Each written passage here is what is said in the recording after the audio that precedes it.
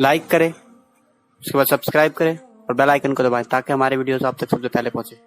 आका ने फरमाया ना कि जब रमजान शरीफ का हक जाय कर दोगे तो अल्लाह तुमसे इज्जत को छीन लेगा, तुम जलील और रुस्वा हो जाओगे। एहसास खत्म है गुनाह का, इसीलिए रमजान शरीफ में भी गुनाह करते हैं, और गुनाह कर रहे हैं तो जलील हो रहे हैं। एहसास किसे कहते हैं? एहसास यह कि मैंने क्या किया। छोटे से गुनाह को बड़ा समझना, मैंने क्या किया। एक खातून बारगाह रिसालत में आई और अर्ज किया, या रसूल अल्लाह, मुझसे जिना हो गया है, मैंने बहुत बड़ा जुर्म कर लिया है, आप मुझ पे हद लगा दें, हद जारी कर दें ताकि मैं गुनाह से पाक हो जाऊं। अल्लाह के हबीब ने एहसास से गुनाह देख करके फरमाया कि जा, अभी तेरे पेट में बच्चा है, तेरे जुर्म की सजा तेरे पेट के बच्चे को नहीं दी जा सकती। अगर तुझ पे हद लगेगी तो वो बच्चा भी खत्म हो जाएगा। जब बच्चा पैदा हो जाए उसके बाद आना। बच्चा पैदा हो गया तो वो लेकर के आई। आका फरमाते हैं, तेरी जान चली जाएगी तो इसकी परवरिश कौन करेगा, इसको दूध कौन पिलाएगा? जा इसको दूध पिला उस वक्त तक जब तक ये खाने न लगे। वो बच्चे को 2 साल तक दूध पिलाती रही, और जब बारगाह रिसालत में आई तो बच्चे के हाथ में रोटी का टुकड़ा दे करके आई। बच्चा रोटी खा रहा था। अर्ज़ की, आका मुझ पे हद जारी करें ताकि मेरा गुनाह जो मेरे दामन पे लगा है वो धुल जाए। हुजूर ने 3 मरतबा उसको अपने दरवाजे से टाला। अगर कोई दूसरा होता उसको ढील दी जाती तो वो भाग जाता, दोबारा पलट करना आता, लेकिन एहसास गुनाह था, गुनाह का एहसास था कि यहां गुनाह मिट जाए ताकि वहां जवाब देने से बच जाऊं। उस खातून ने 3री मरतबा हाजिरी दी, हुजूर अब मेरा बच्चा रोटी खाने लगा है, मुझ पे हद लगा दे ताकि मैं पाक हो जाऊं। अल्लाह के हबीब ने फरमाया, अल्लाह की बंदी, जब अल्लाह ने तेरे जुर्म पे पर्दे डाल दिए थे तो तूने इजहार जुर्म क्यों किया? अब चूंकि तू जुर्म का इजहार कर चुकी है, इकबाल गुनाह कर चुकी है, अब तुझ पे हद लगाई जाएगी। और उसको संगसार कर दिया गया। जब वो मर चुकी और उसको दफन कर दिया गया तो किसी ने कहा, कितनी बदबख्त थी वो औरत जिसने रसूल पाक के दौर में मुंह काला किया।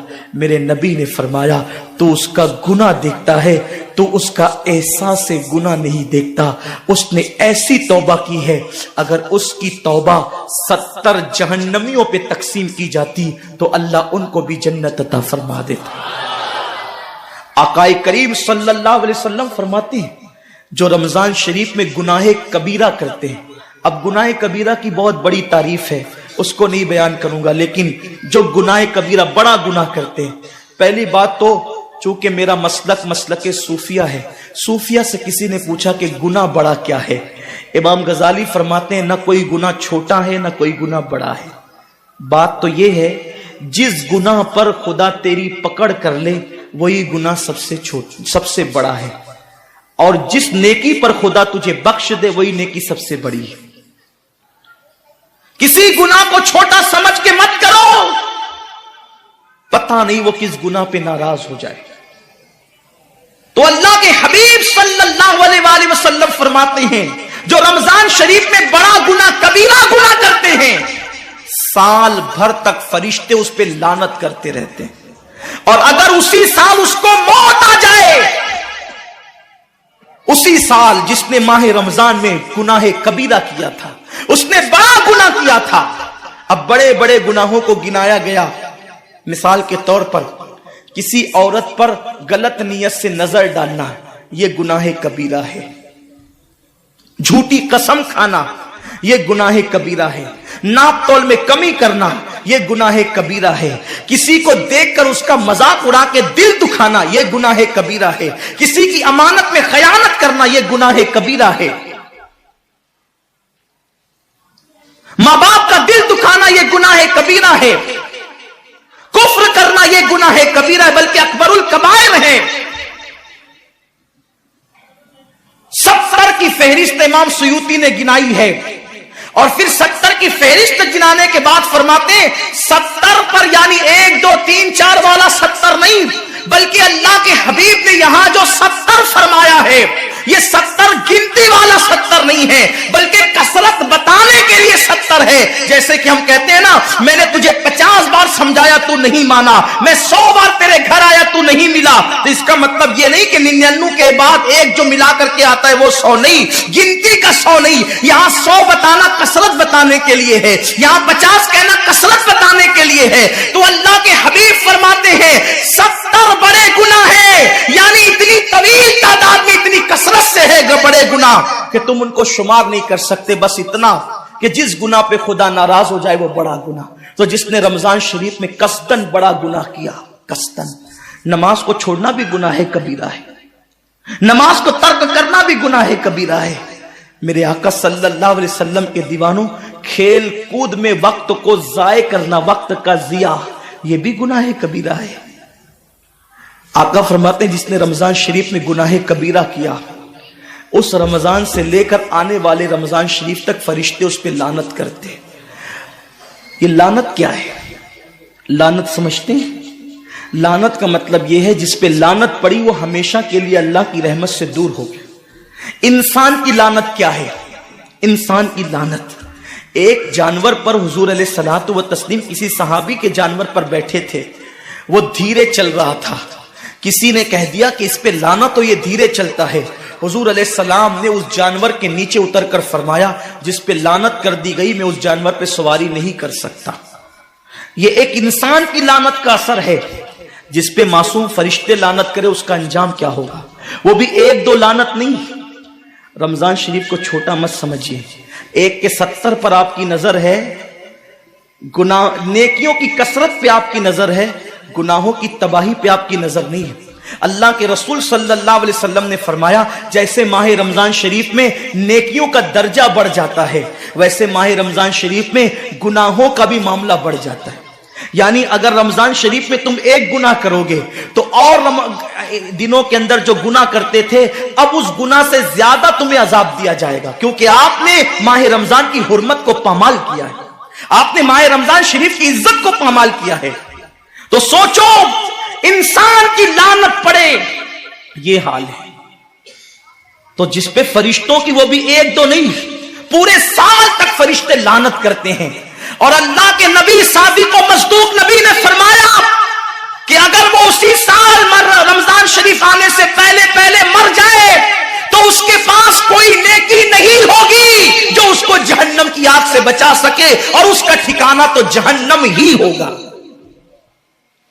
خدا کے لیے اپنے حال پہ رحم کرو, اپنے آپ کو جہنم کا ایندھن مت بناؤ.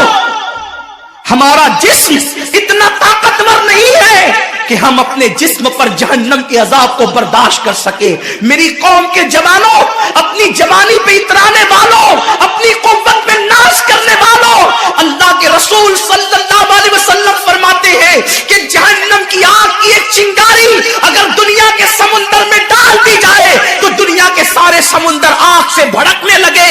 اس چنگاری کو, وہ جہنم کی چنگاری کو سمندر ٹھنڈا نہیں کر سکتے, بلکہ سمندر کو وہ ایک چنگاری بھڑکا دے گی اور سمندروں کے اندر آگ لگ جائے گی. جو ایک چنگاری سارے سمندر کو بھڑکا دے, اللہ اکبر, اس جہنم کے اندر یہ چھوٹا سا وجود جو چھوٹی سی, اللہ اکبر, اگر بتی کے چٹکے کو برداشت نہیں کر سکتا, جو چراغ کی لو کی تیز کو, جو چراغ کی لو کی حرارت کو برداشت نہیں کر سکتا, جو سگریٹ کے چٹکے پر بے قرار ہو جاتا ہے, یہ چھوٹا سا وجود جب جہنم کے اندر داخل کیا جائے گا اس وقت اس وجود کا کیا ہوگا؟ میرے آقا مصطفیٰ جان رحمت فرماتے ہیں کہ جب پہاڑوں کو جہنم میں ڈالا جائے گا تو پہاڑ ایسے پگھلنے لگیں گے جیسے نمک کو پانی میں ڈالنے سے نمک پگھلنے لگتا ہے. میرے بھائیوں, خدا کے لیے اپنے حال پر رحم کرو, اپنے آپ کو جہنم کا ایندھن مت بناؤ. اللہ اکبر, تراویح کے وقت میں پیر پھیلا کر محلوں میں بیٹھنے والوں, روزوں کے وقت میں چھپ چھپا کر کھانے والوں, اللہ کی غیرت کو چیلنج مت کرو. اللہ کے حبیب نے فرما دیا کہ جو گناہ کبیرہ رمضان شریف میں کرے گا سال بھر فرشتوں کی لعنت ہوگی. آپ کہتے ہیں مسلمان کلمہ پڑھتا ہے, مسلمان نبی کا غلام ہے, مسلمان نبی پہ جان قربان کرنے کے لیے تیار ہے, اتنی مصیبتوں میں کیوں ہے, اتنی تکلیفوں میں کیوں ہے, کیوں تباہ ہو رہا ہے मुसलमान, अरे जिस पर फरिश्ते पूरी साल लानत करे, वो कौम तबाह न होगी तो क्या होगा, उस कौम के घर न जलेंगे तो क्या होगा, उस कौम की बेटियों की आबरू न लूटेगी तो क्या होगा, वो कौम गुर्बत की चक्की में न पिसेगी तो क्या होगा। आओ सच्ची तौबा कर लो, तौबा के दरवाजे खुले हुए हैं, अपने गुनाहों का एहसास कर लो, नादिम होकर कुदरत की बारगाह में पलट जाओ। मेरा रब फरमाता है फफिर्रू इलल्लाह, कहां जा रहे हो, दौड़ो अल्लाह की तरफ, पलटो अल्लाह की तरफ। बड़े से बड़ा पापी अगर खुदा की तरफ एहसास गुनाह लेकर, निदामत के आंसू लेकर अल्लाह की बारगाह में पलटा है तो अल्लाह ने उसको मगफिरत का परवाना अता किया है।